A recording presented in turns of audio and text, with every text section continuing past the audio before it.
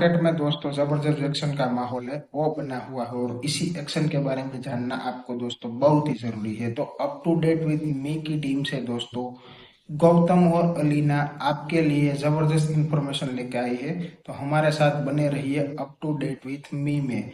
तो मिस अलीना, आप सबसे पहले बताएगी कौन सी जो इंफॉर्मेशन है वो आज हमारे दर्शकों के सामने आप शेयर करने जा रही है।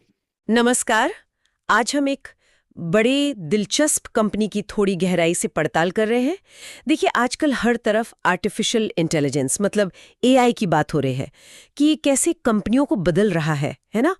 और ये चीज़ ये स्मॉल कैप और मिड कैप कंपनियों में शायद ज़्यादा साफ दिख रही है। मतलब छोटी कंपनियों में एआई अपनाने का असर उनके प्रॉफिट और सेल्स पर बिल्कुल सामने आ जाता है। तो आज ऐसी ही एक कंपनी है, इंटेलेक्ट डिज़ाइन अरीना। ये एक स्मॉल कैप आईटी कंपनी है और हाल में इनके जो नतीजे आए हैं वो काफ़ी चौंकाने वाले हैं। तो हमारा मकसद ये समझना है कि भाई इस कंपनी में ऐसा क्या चल रहा है, एआई का कितना रोल है इसमें। चलिए देखते हैं। हाँ, और ये जो आपने कहा ना कि छोटी कंपनियों में एआई का असर ज्यादा दिखता है, ये बिल्कुल सही पॉइंट है। सोचिए, एक छोटी कंपनी, मान लीजिए तिमाही सेल्स 500 करोड़ है, उसे अगर 50 करोड़ का भी एआई वाला ऑर्डर मिल जाए तो ये सीधा 10% का जंप है उसकी सेल्स में। लेकिन यही चीज टीसीएस या इन्फोसिस जैसी बड़ी कंपनियों में, वहां 5000 करोड़ का ऑर्डर भी शायद उतना बड़ा ना लगे, है ना? बिल्कुल सही। और इंटेलेक्ट डिजाइन अरीना, जिसका मार्केट कैप मेरे ख्याल से करीब 14,927 करोड़ रुपए के आसपास है, तो ये इसी स्मॉल कैप कैटेगरी में फिट होती है। पर जो बात सबसे सबसे ध्यान खींच रही है वो है इनका रीसेंट परफॉर्मेंस। मार्च तिमाही में साल दर साल प्रॉफिट में, आप मानेंगी नहीं, 82 से 83% की बढ़ोतरी, और सेल्स ग्रोथ सिर्फ 20% थी। ये कैसे हुआ? मतलब इतना बड़ा प्रॉफिट जंप?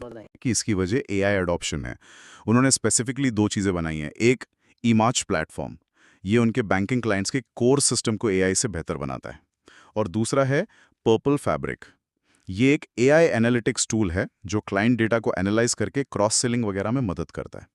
तो इन चीज़ों और क्लाइंट्स के साथ जो उनका गहरा जुड़ाव है, उसकी वजह से उनका प्रॉफिट मार्जिन 22% से बढ़कर सीधा 28% पहुंच गया।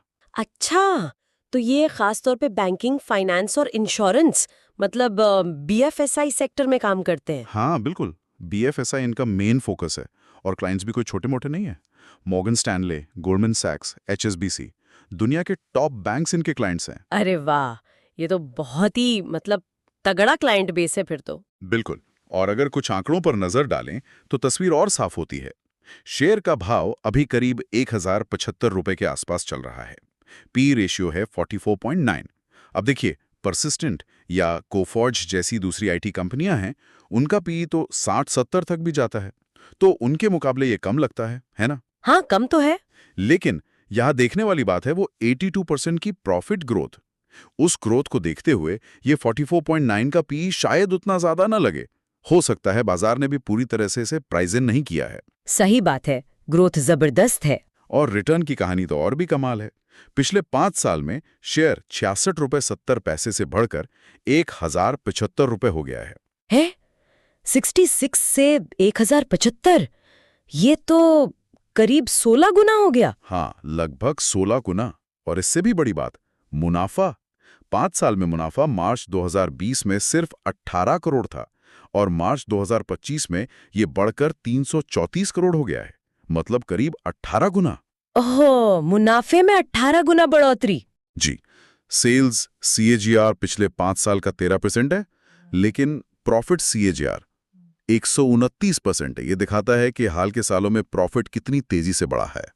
और कर्ज भी कंपनी पर लगभग नहीं है। मतलब बोरोइंग सिर्फ 72 करोड़ है, जबकि रिजर्व्स 2700 करोड़ से ज्यादा हैं। कैश फ्लो भी अच्छा है। फाइनेंशियल्स तो काफी मजबूत लग रहे हैं। अच्छा, और शेयर होल्डिंग का क्या सीन है? कौन है बड़े होल्डर्स? हाँ, शेयर होल्डिंग में भी कुछ इंटरेस्टिंग है। प्रमोटर्स के पास करीब 30% है। एफआईआईज मतलब विदेशी निवेशक, उनके पास लगभग 24.86% है। हालांकि उन्होंने हाल में थोड़ी बिकवाली की है।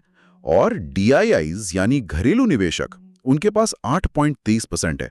और ऐसा लग रहा है कि एफआईआईज ने जो बेचा उसका कुछ हिस्सा डीआईआईज ने खरीदा है। अच्छा, और पब्लिक के पास? पब्लिक के पास करीब 37% हिस्सा है। और कंपनी लगातार AI, machine learning, predictive analytics, इन पर बेस नए प्रोडक्ट्स ला रही हैं। हाल में एक रिपोर्ट थी कि पिछले 7 महीनों में ही उन्होंने 7 बड़े क्लाइंट्स जोड़े हैं। 7 महीने में 7 बड़े क्लाइंट्स, ये तो बढ़िया मोमेंटम है। हाँ, शायद अमेज़न या कोई और बड़ा क्लाइंट होगा।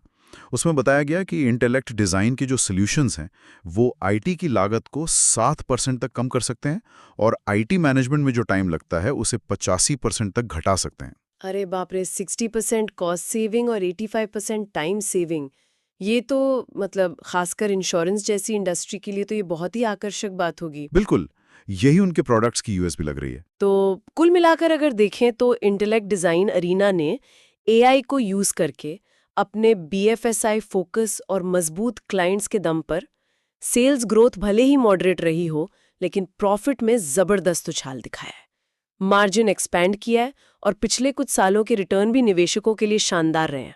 बिल्कुल, सब कुछ काफ़ी पॉजिटिव लग रहा है। लेकिन यहाँ एक सवाल सोचने वाला है। एआई तो लगातार बदल रहा है ना? बीएफएसआई सेक्टर में इसके और नए-नए इस्तेमाल सामने आ रहे हैं।